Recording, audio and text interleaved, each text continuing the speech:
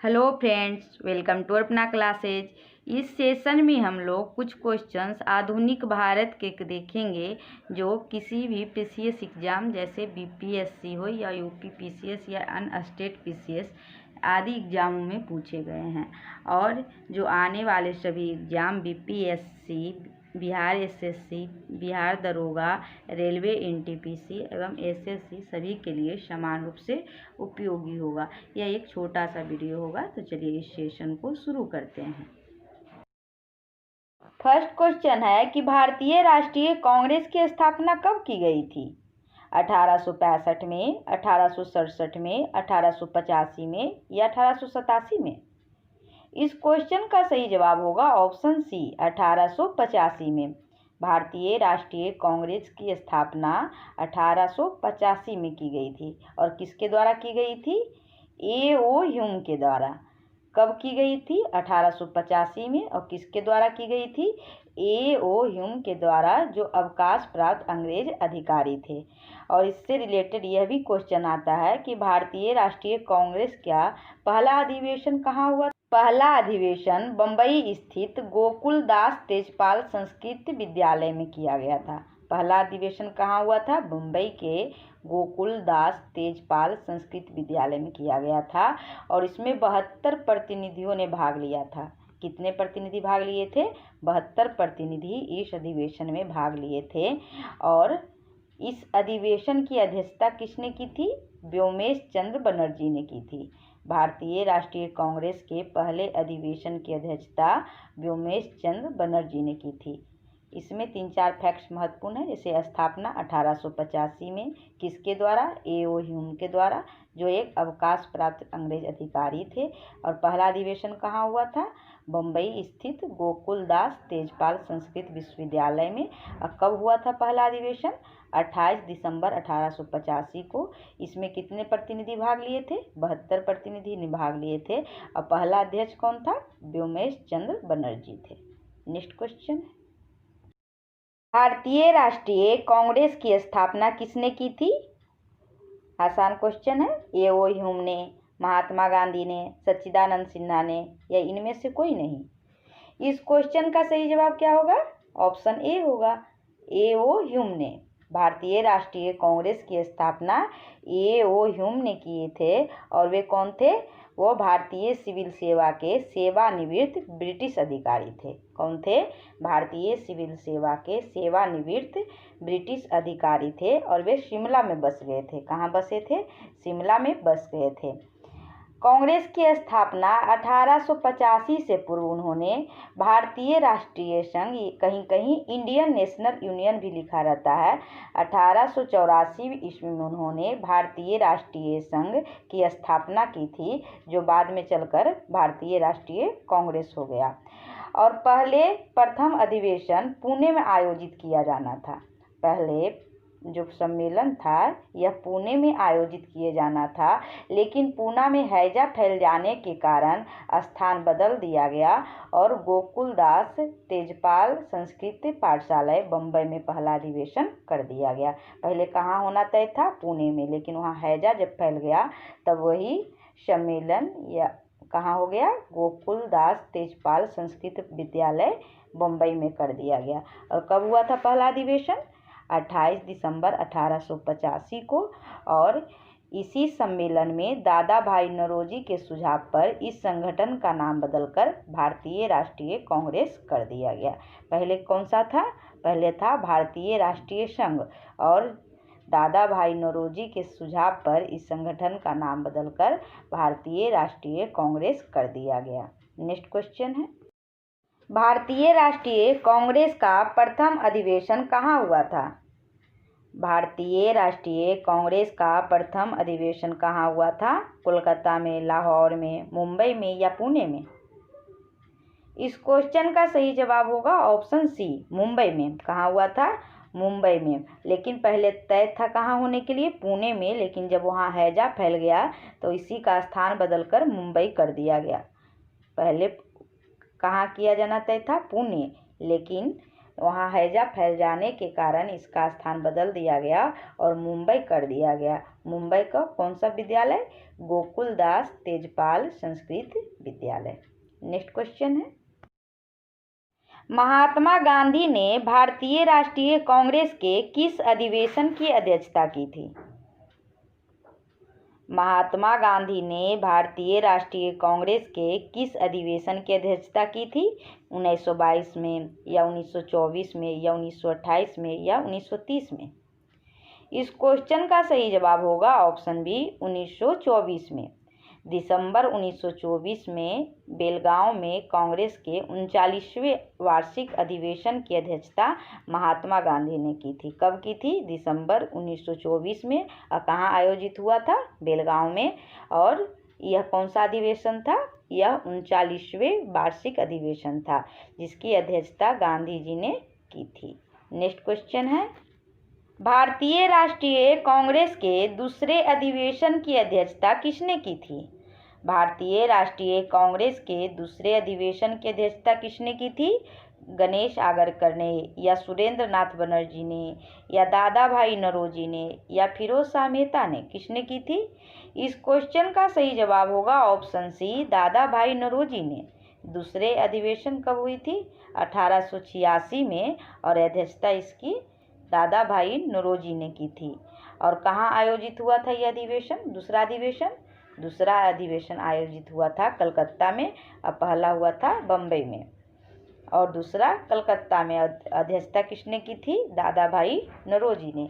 और इसके अतिरिक्त दादा भाई नौरोजी ने और 2 अधिवेशन की अध्यक्षता की थी। जैसे 1893 का अधिवेशन जो लाहौर में हुआ था उसकी अध्यक्षता भी दादा भाई नौरोजी द्वारा की गई थी और एक 1906 में कलकत्ता में ही हुआ था, उसकी भी अध्यक्षता दादा भाई नौरोजी ने ही की थी। नेक्स्ट क्वेश्चन है, इंडियन नेशनल कांग्रेस की प्रथम भारतीय महिला अध्यक्ष कौन थी? इंडियन नेशनल कांग्रेस की प्रथम भारतीय महिला अध्यक्ष कौन थी? श्रीमती एनी बेसेंट, सुचेता कृपलानी, सरोजनी नायडू या इंदिरा गांधी? इस क्वेश्चन का सही जवाब होगा option C Sarojini Naidu. Indian National Congress की प्रथम भारतीय महिला अध्यक्ष सरोजनी नायडू थी। और अगर इसमें प्रथम महिला अध्यक्ष की बात हो तो वो होगी एनी बेसेंट। अगर भारतीय महिला अध्यक्ष की बात हो तो वो होगी सरोजनी नायडू। सरोजनी नायडू एक प्रख्यात कवयित्री और राष्ट्रवादी थी और उन्होंने वर्ष 1925 में कानपुर में हुए भारतीय राष्ट्रीय कांग्रेस के 40वें वार्षिक अधिवेशन में वे कांग्रेस की प्रथम भारतीय महिला अध्यक्ष बनी थी। नेक्स्ट क्वेश्चन है, भारतीय राष्ट्रीय कांग्रेस का 27वां अधिवेशन किस स्थान पर हुआ? भारतीय राष्ट्रीय कांग्रेस का 27वां अधिवेशन किस स्थान पर हुआ? भागलपुर में या पटना में या रांची में या बांकीपुर में? इस क्वेश्चन का सही जवाब होगा ऑप्शन डी बांकीपुर में। भारतीय राष्ट्रीय कांग्रेस का 27वां अधिवेशन बांकीपुर में हुआ। और कब हुआ था यह अधिवेशन? 27वां अधिवेशन कब हुआ था? यह दिसंबर 1912 में हुआ था। कब हुआ था? दिसंबर 1912 में। कहाँ हुआ था? बांकीपुर बिहार में हुआ था। और मोस्ट इम्पोर्टेंट क्वेश्चन, इसकी अध्यक्षता किसने की थी? इस अधिवेशन की अध्यक्षता किसने की थी? उसका जवाब होगा R.N. मुधोलकर ने। किसने की थी? R.N. मुधोलकर ने इस अधिवेशन की अध्यक्षता की थी। और एक फैक्ट और महत्वपूर्ण है इस अधिवेशन की कि इसी अधिवेशन में A.O. ह्यूम को कांग्रेस का पिता कहा गया। इसी अधिवेशन में A.O. ह्यूम को कांग्रेस का पिता कहा गया।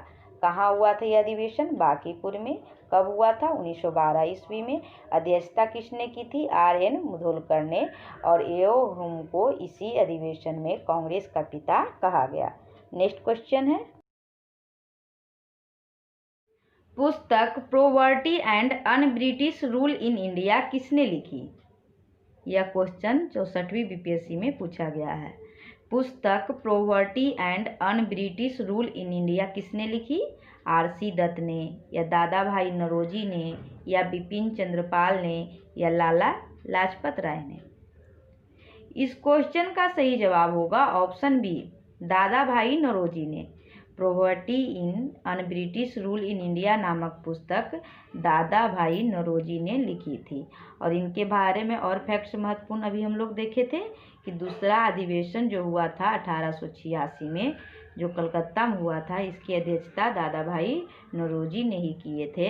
और इसके अलावा 1893 में जो लाहौर में अधिवेशन हुआ था और 1906 में जो कलकत्ता में हुआ था, उसका भी अध्यक्षता दादा भाई नौरोजी ने ही की थी।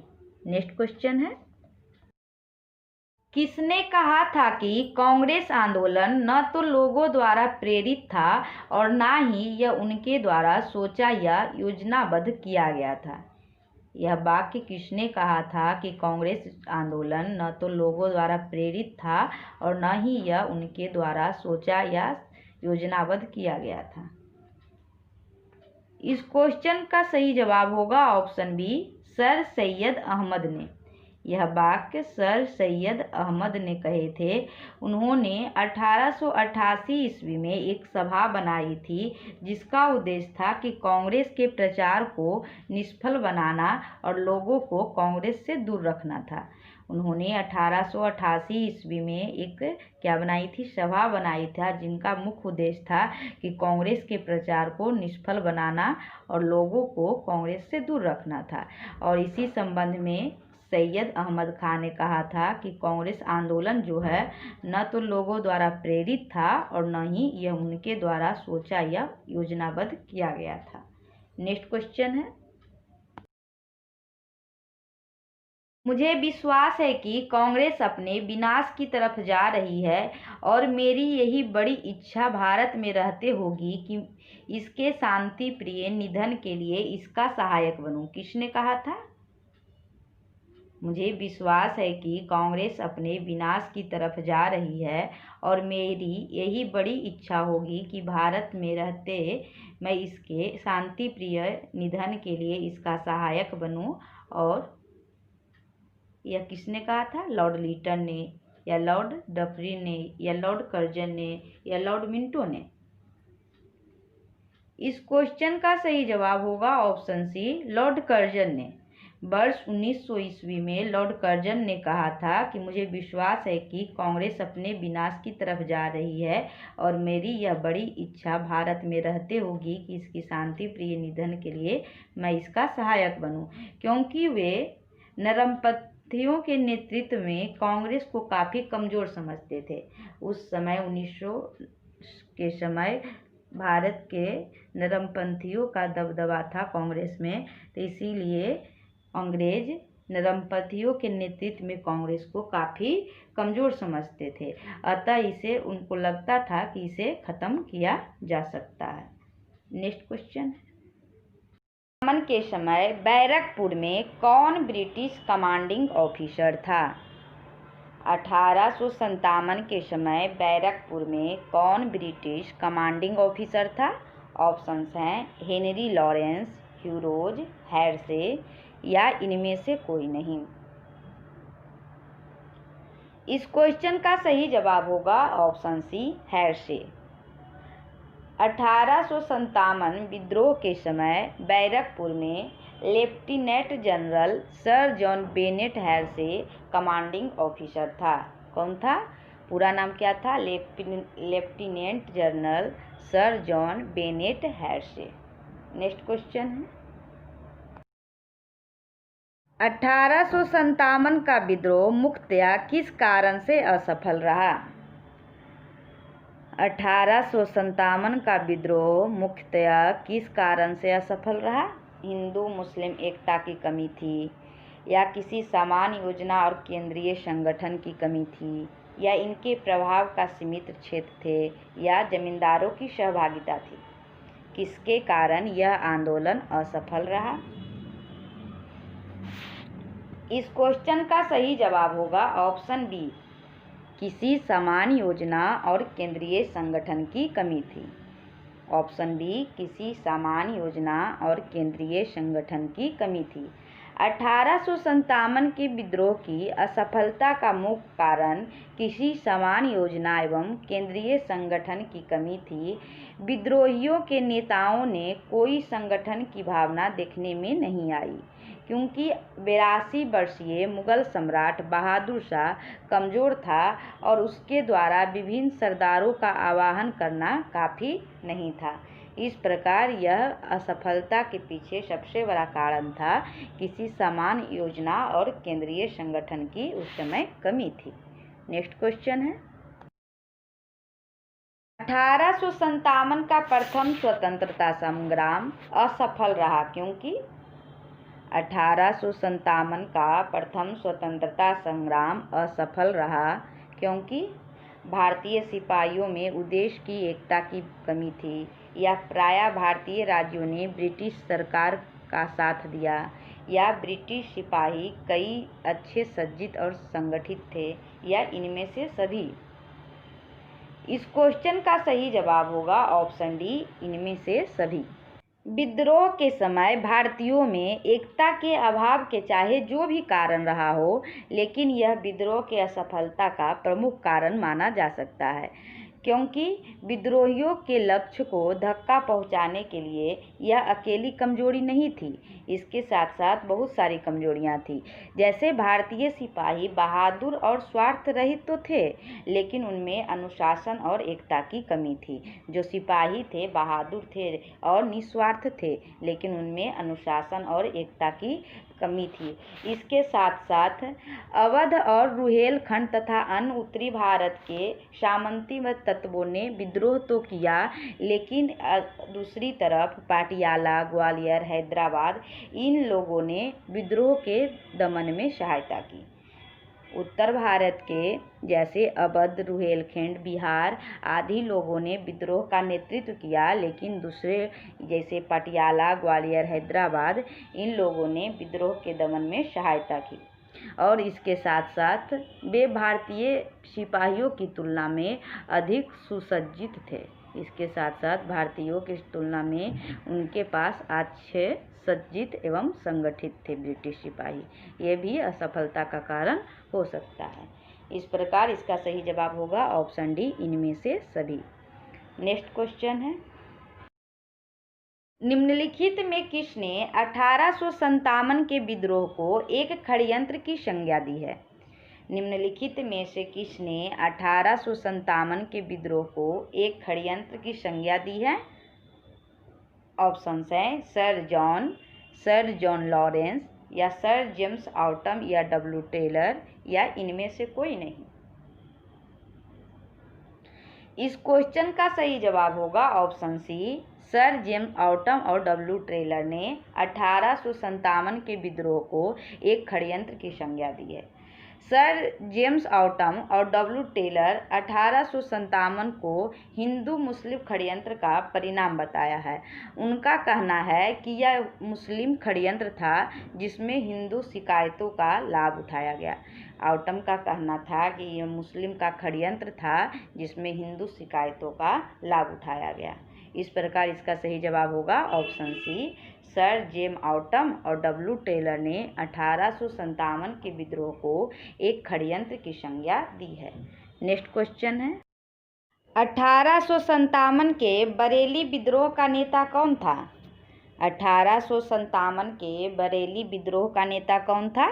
खान बहादुर, कुंवर सिंह, या मौलवी अहमद शाह, या बिरजिस कादिर? इस क्वेश्चन का सही जवाब होगा ऑप्शन ए, खान बहादुर। बरेली के भूतपूर्व शासक के उत्तराधिकारी खान बहादुर 1857 के विद्रोह के नेता थे। मुगल सम्राट बहादुर शाह द्वितीय ने उन्हें वायसराय के पद पर नियुक्त किया था। मुगल सम्राट बहादुर शाह द्वितीय ने उन्हें क्या किया था? वायसराय के पद पर नियुक्त किया था, और इस पद पर अपने कार्यकाल के दौरान उन्होंने हिंदुओं और मुसलमानों के साथ समानता का व्यवहार किया और एक सुयोग्य राजनीतिक के गुणों का प्रदर्शन किया। किसने किया? खान बहादुर ने। और वे कहाँ के नेतृत्व किए थे? कहाँ से? वे बरेली विद्रोह का नेतृत्व किए थे खान बहादुर। नेक्स्ट क्वेश्चन है, निम्नलिखित में कौन सा आयोग 1857 के विद्रोह के दमन के बाद भारतीय फौज के नव संगठन से संबंधित है? निम्नलिखित में से कौन सा आयोग 1857 के विद्रोह के दमन के पश्चात भारतीय फौज के नव संगठन में संबंधित है? पब्लिक सर्विस आयोग, या पील आयोग, या हंटर आयोग, या साइमन आयोग, साइमन कमीशन? इस क्वेश्चन का सही जवाब होगा ऑप्शन बी, पील आयोग। पील आयोग 1857 के विद्रोह के दमन के बाद भारतीय फौज के नव संगठन से संबंधित है, क्योंकि 1857 के विद्रोह के बाद ब्रिटिश सरकार ने भारतीय फौज के नव गठन के लिए पील आयोग का गठन किया। किसका गठन किया? पील आयोग का गठन किया, जिसने सेना के रेजिमेंटों को जाति, समुदाय और धर्म के आधार पर विभाजित किया। एक तरफ जहां 1857 से पूर्व यूरोपीय सैनिक 45,000 थे, तो उन्हें अब 65,000 कर दिया, और भारतीय सैनिकों की संख्या 2,38,000 से घटाकर 1,40,000 कर दिया गया। क्या किया गया? भारतीय सैनिक की संख्या 1857 से पहले 2,38,000 था, उसे घटाकर 1,40,000 कर दिया गया। इस प्रकार बंगाल में यूरोपीय सैनिक और भारतीय सैनिक का अनुपात 1:2 था, जबकि मद्रास और मुंबई में 1:3 था। नेक्स्ट क्वेश्चन है,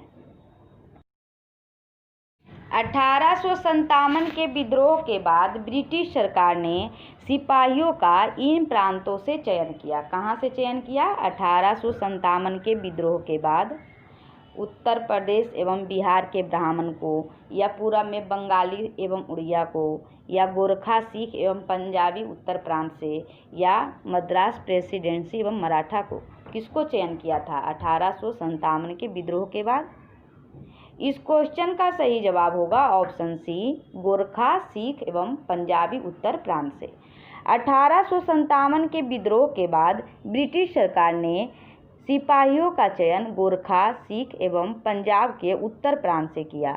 1857 के विद्रोह में भड़काने में उत्तर प्रदेश और बिहार के सैनिकों ने महत्वपूर्ण भूमिका निभाई थी। कहाँ के सैनिकों ने? उत्तर प्रदेश और बिहार के सैनिकों ने महत्वपूर्ण भूमिका निभाई थी, क्योंकि हम लोग पहले देखे थे उत्तर प्रदेश से ज़्यादा सैनिक थे, तो इसीलिए 1857 के विद्रोह को भड़काने में उत्तर प्रदेश एवं बिहार के सैनिकों ने महत्वपूर्ण भूमिका निभाई थी। इसीलिए ब्रिटिश सरकार ने इन्हें संदेह की दृष्टि से देखती थी। नेक्स्ट क्वेश्चन है,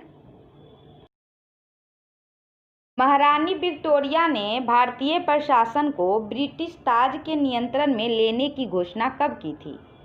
महारानी विक्टोरिया ने भारतीय प्रशासन को ब्रिटिश ताज के नियंत्रण में लेने की घोषणा कब की थी? ऑप्शंस है 1 नवंबर 1858, या 31 दिसंबर 1857, या 6 जनवरी 1958, या 17 नवंबर 1859। इस क्वेश्चन का सही जवाब होगा ऑप्शन ए, 1 नवंबर 1858।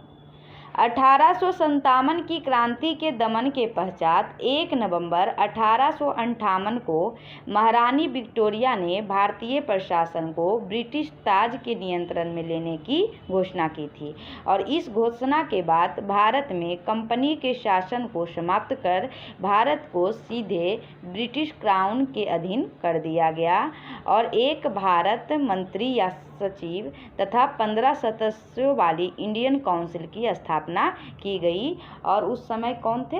तत्कालीन गवर्नर जनरल को भारत का प्रथम वायसराय बनाया गया। और उसी समय क्या किया गया? जो गवर्नर जनरल थे 1857 में लॉर्ड कैनिंग को भारत का प्रथम वायसराय बनाया गया। कई बार यह भी क्वेश्चन आता है कि भारत का प्रथम वायसराय कौन है, तो उसका जवाब होगा लॉर्ड कैनिंग। नेक्स्ट क्वेश्चन है, विक्टोरिया ने 1858 की घोषणा में भारतीयों को बहुत सी चीज़ें दिए जाने का आश्वासन दिया था। निम्न आश्वासनों में कौन सा ब्रिटिश शासन ने पूरा किया? दिए गए ऑप्शंस में किसको ब्रिटिश शासन ने पूरा किया? इस क्वेश्चन का सही जवाब होगा ऑप्शन ए, रियासतों को हड़पने की नीति समाप्त कर दी जाएगी। दिए गए ऑप्शंस में रियासतों को हड़पने की नीति समाप्त की जाएगी, इसी को पूरा किया गया। इस प्रकार टॉप 20 आधुनिक भारत के क्वेश्चन का यह सेशन समाप्त हुआ। अगर ये वीडियो आपको अच्छी लगी और हेल्पफुल लगे तो लाइक, सब्सक्राइब एंड शेयर करें। Thank you for watching.